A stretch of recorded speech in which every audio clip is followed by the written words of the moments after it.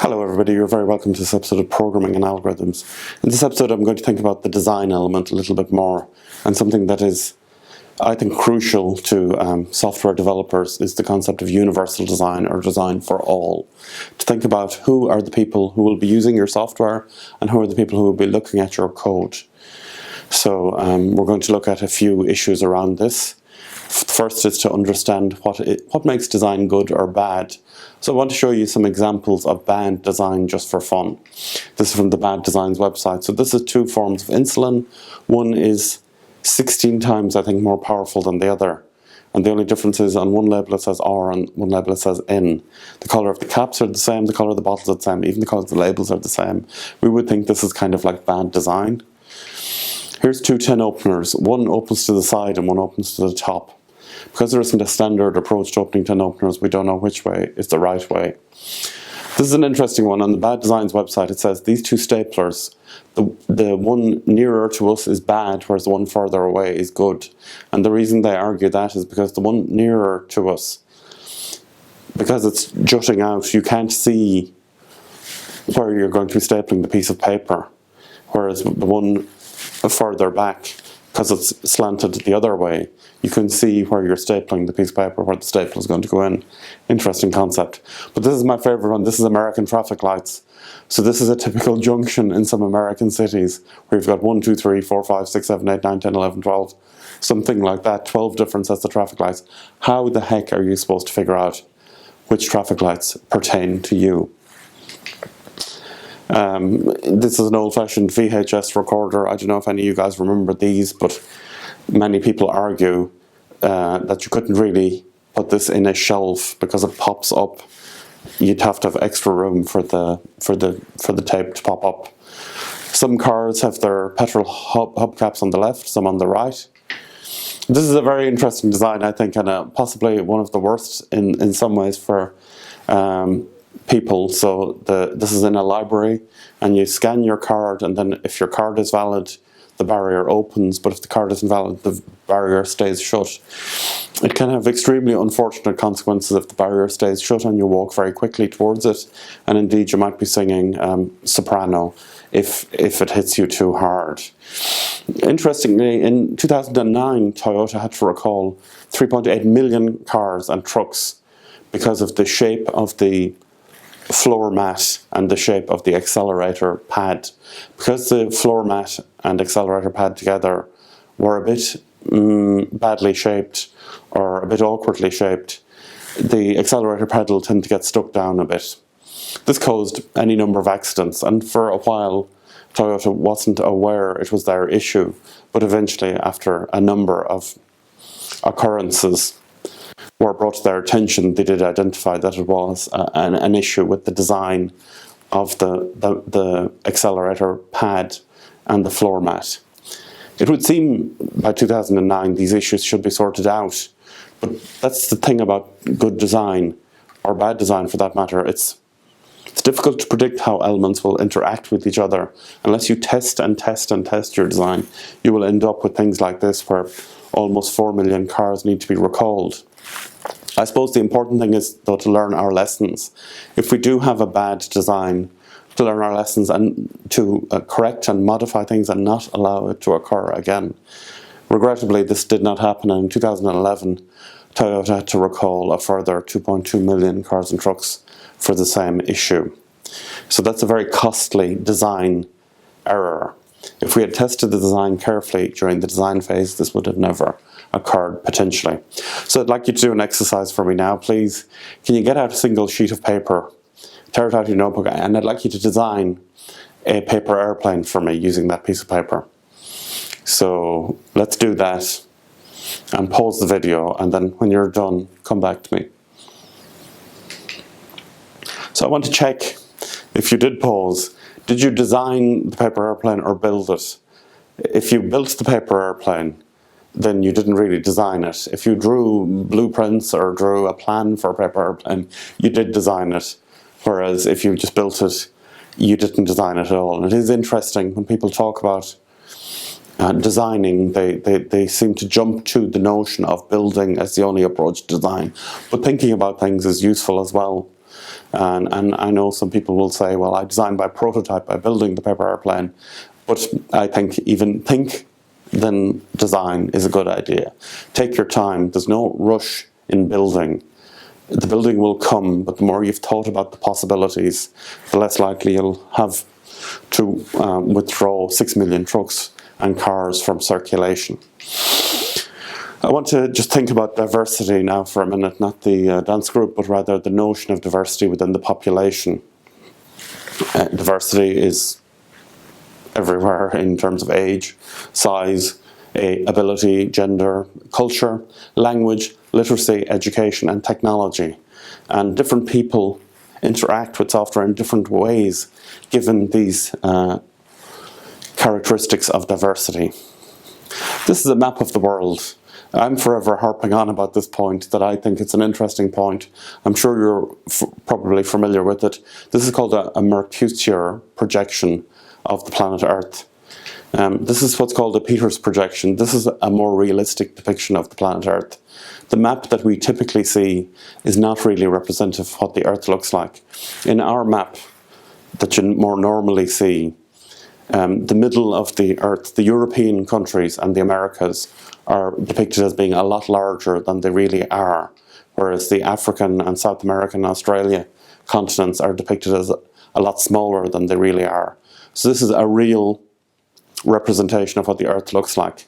The problem is with our map, because historically our maps would have been created either that we look at by North Americans or Europeans, in particular when Europe was a colonizing force.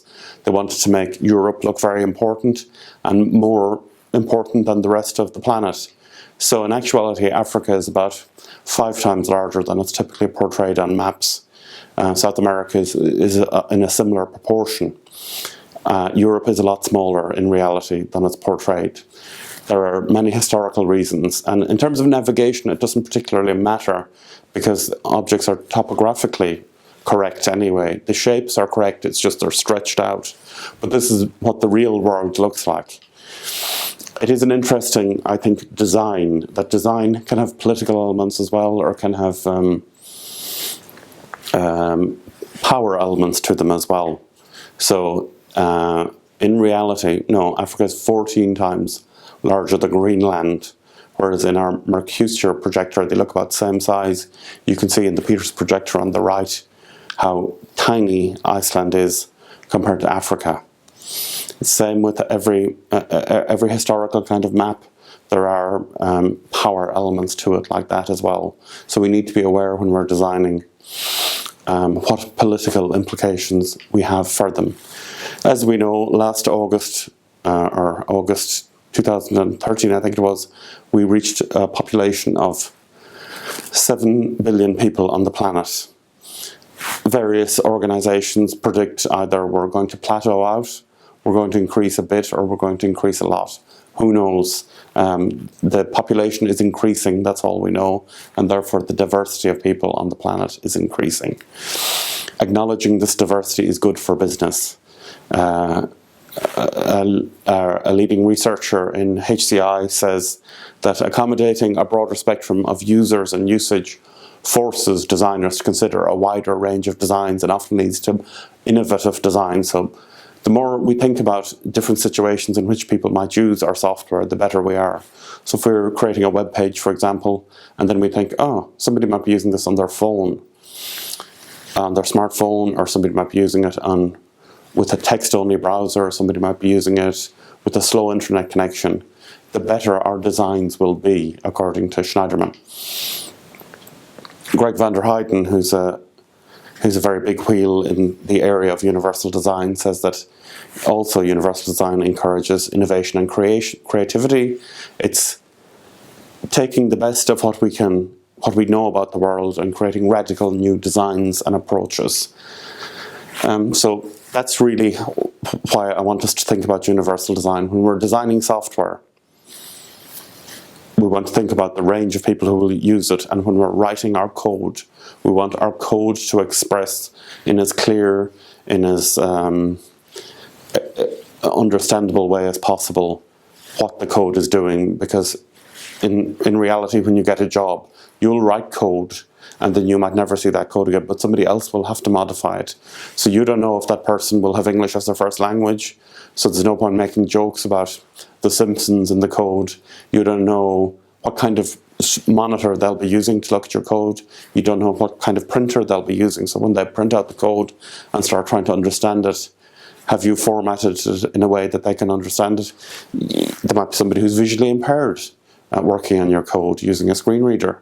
So is your code as accessible in terms of how it's expressed as it is when you run it and a range of users use it? So universal design says, let's think about everybody. It's not a disability issue, it's not an age issue, it's not a size issue, it's not a gender issue, it's all of those things, and let's strive for equality as much as possible. And other terms we might use is design for all, or include all, or just design once well, as opposed to designing it badly and then having to retrofit it. Lots of terms for it: inclusive design, design for all, user needs design, user-centered design, human-centered design, barrier-free design, accessible design, adaptable design, transgenerational design, and design for a broader average. So universal design is where we think about everybody and try and do what's best for a range of people. And an American architecture organization created 7 principles for designing in terms of architecture, 6 of which at least we can use in general, and well, the top 5 definitely we can use for programming as well, but they're good lessons to learn anyway.